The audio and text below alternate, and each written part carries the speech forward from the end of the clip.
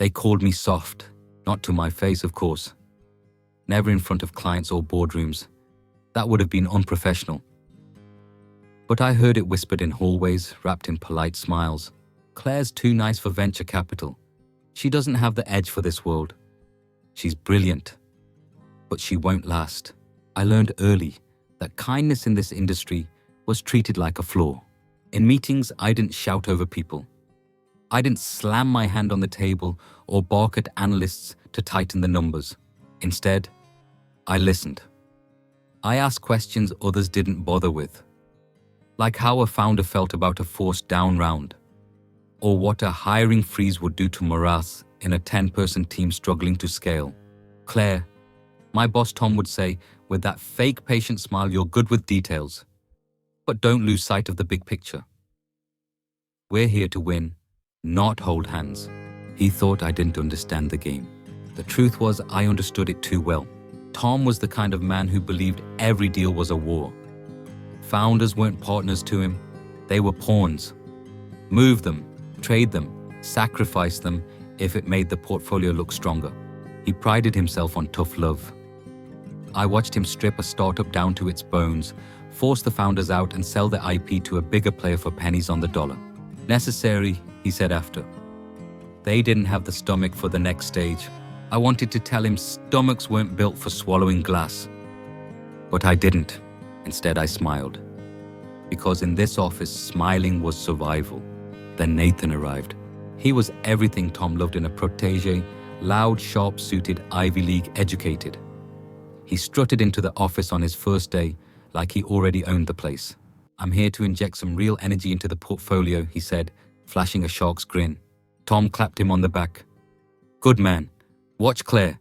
She'll show you the ropes. For 2 months, I taught Nathan everything. I walked him through my financial models, my client relationships, the subtle levers that kept fragile startups alive. He listened just enough to take notes, but not enough to understand why I did things the way I did. Claire, he said one night leaning against my office door, you're good, but you care too much. This isn't charity work. 2 weeks later, Tom promoted Nathan.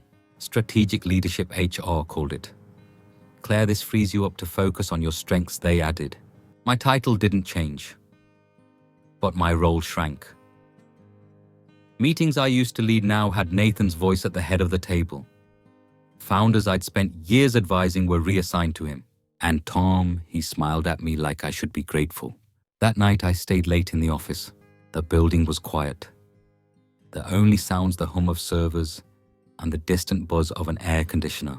I sat at my desk, staring at the screen, a spreadsheet full of numbers that no longer felt like mine. Then slowly, methodically, I began backing up my files. Not just the numbers. My notes on every founder I'd worked with. My analyses of market gaps. The small, subtle insights no one else had cared about. I didn't plan to fight them. I planned to leave. They didn't notice when I walked out for the last time. No farewell party, no card. But that's the thing about being invisible. No one sees you coming. No one sees you go. And no one expects you to come back stronger. They thought being soft meant I couldn't play the game. What they didn't know was I'd already started my own. The first few weeks after I left felt like standing in the eye of a storm. I didn't rush into anything. No LinkedIn post announcing new adventures. No calls to recruiters. I just listened. Founders started reaching out quietly. Claire, we heard you left. Is that true? Yes, I'd say simply. They hesitated, then added, you were the only one at that firm who treated us like people. I didn't correct them. Didn't tell them how many nights I'd stayed up fighting for their companies in rooms where no one else cared. I just asked, how's your burn rate? And then I listened as they vented. Tom and Nathan weren't just cutting deals now. They were cutting people. Layoffs. Asset stripping. Forcing down rounds that left founders with scraps of their own companies. Survival of the fittest, Nathan called it. But I knew better. They weren't making the portfolio stronger. They were burning bridges one startup at a time. At night in my tiny apartment, I began mapping it all out. Spreadsheets, contacts, market trends. I built a private database of every company in that old portfolios, flagging the ones most likely to collapse under Tom's tough love. And then I started reaching out not as a former VC, but as someone willing to help. "Claire, why are you doing this?" one founder asked me at 2 a.m. over a scratchy Zoom call. "You're not with them anymore. You don't owe us anything." "I'm not doing it for them," I said quietly. "And I'm not doing it for you either." "Then why?" I stared at the screen for a long moment. "Because someone needs to remind this industry that people matter." They called me soft. But softness doesn't mean weakness. It means flexibility, adaptability, the ability to bend without breaking. And while they were busy breaking things, I was building. I didn't post a single update about my plans, but behind the scenes I registered Ardent Capital, a boutique investment firm built on one idea. Help the founders first, the returns will follow. I didn't need a flashy launch. I didn't need their attention, because the best plays are made while the boardroom's still laughing. And Tom, he hadn't thought about me once since I left. That would change soon enough. By the time they noticed me, I wasn't playing their game anymore. I was building a new one. At first, they didn't notice. Tom and Nathan were too busy celebrating their latest win. They had just forced a promising health tech startup into an acquisition deal, stripping the founders of their equity and pocketing a quick return for the fund. On LinkedIn, Nathan posted a photo from the closing dinner. "Tough calls build strong portfolios. Proud of this one." I stared at the post for a moment, then closed the app. They still don't see it, but I saw it. And so did the founders they'd chewed up and spit out. One by one, they started coming to me, not with pitches, but with stories. Stories of broken promises, of employees laid off weeks before Christmas, of sleepless nights trying to salvage something from the wreckage Tom and Nathan left behind. "Claire, we've been trying to raise," one founder told me over coffee. "No one will touch us. Your old firm poisoned the well. They say we're toxic." I took a sip of coffee and asked, "Do you still believe in your product?" "Yes, more than ever." "Then let's get to work." With each founder, I helped the map grew clearer in my head.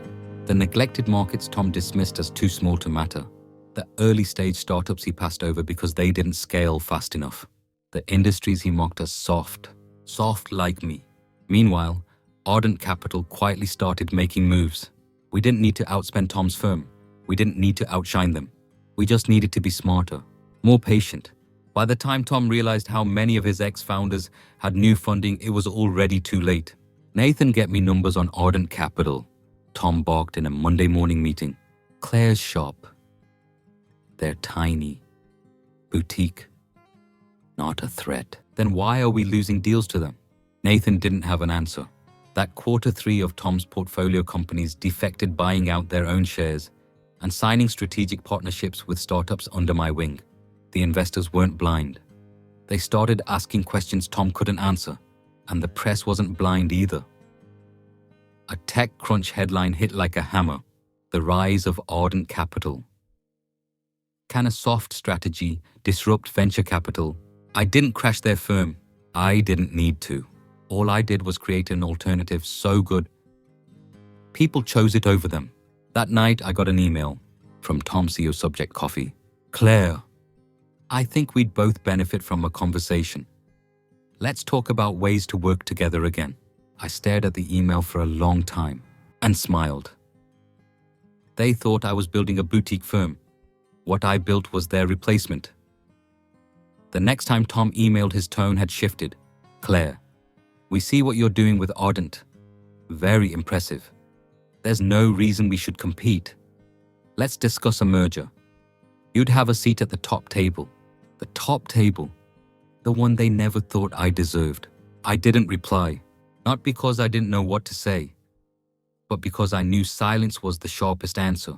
By then, Ardent Capital wasn't a boutique firm anymore. We were the firm. Our startups had overtaken theirs. Our portfolio outperformed theirs 3 quarters in a row. And their investors, once loyal to Tom, were now quietly moving capital to me. Nathan tried to keep up appearances. At a conference, he gave a talk about resilience in venture capital. I watched the recording later. His voice cracked halfway through. 2 weeks later, the news broke. Ardent Capital restructures as investors pull out. Restructure. That was Tom's favorite word when he was gutting other people's companies. Now it was being used against him. I didn't celebrate. No champagne, no victory speech. I went back to work. Then came the call. Claire. Tom's voice was different now. No edge, no arrogance. Just small. Look, we've had our differences, but NextEra's board believes we can rebuild together. You'd have full creative control. We need someone like you. For a moment, I let the silence hang. I could almost hear him holding his breath on the other end. Tom, I said finally, my voice calm and steady. You don't need me. Yes, we do. No, you don't understand. I cut him off. You don't need me, because you're not even in the game anymore. I hung up. And that was the last time I heard from him. 3 months later, Ardent Capital signed a deal with one of the biggest sovereign wealth funds in the world. We weren't just a disruptor anymore. We were an institution. People still said I was soft. Maybe they were right. But softness didn't stop me from building something they couldn't compete with. It's what let me see the cracks in their empire. It's what let me bend where they broke.